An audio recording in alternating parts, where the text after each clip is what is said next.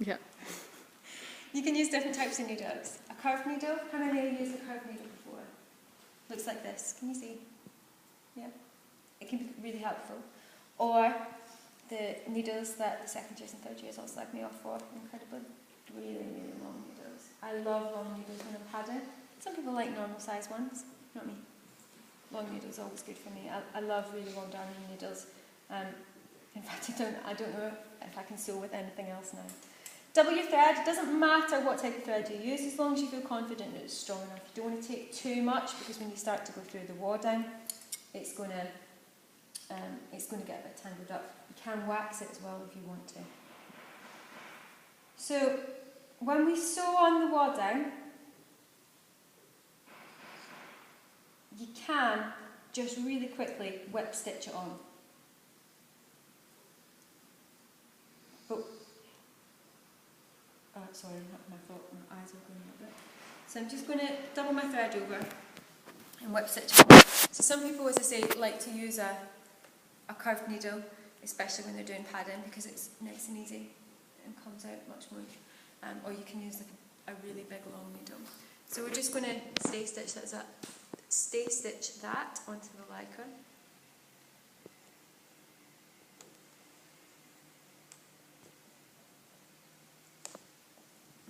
Because that's working well today.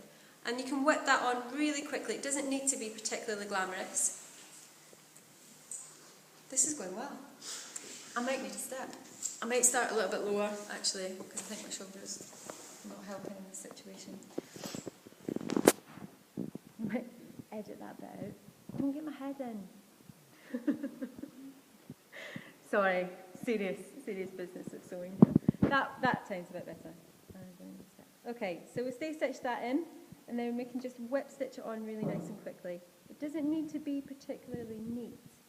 But what you do want to do, and this is the trick to make sure that if you do ever accidentally sew it onto your dummy because you're using a fabric covered dummy, is that about every 4 or 5 stitches you want to tie that off.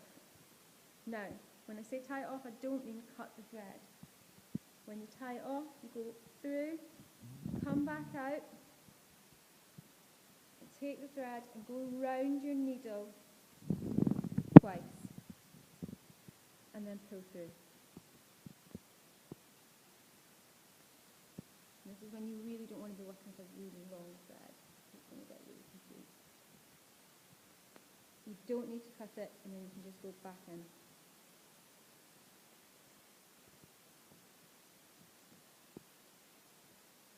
So every 4 or 5 stitches, once that's done, you just want to make sure that you tie off by going round.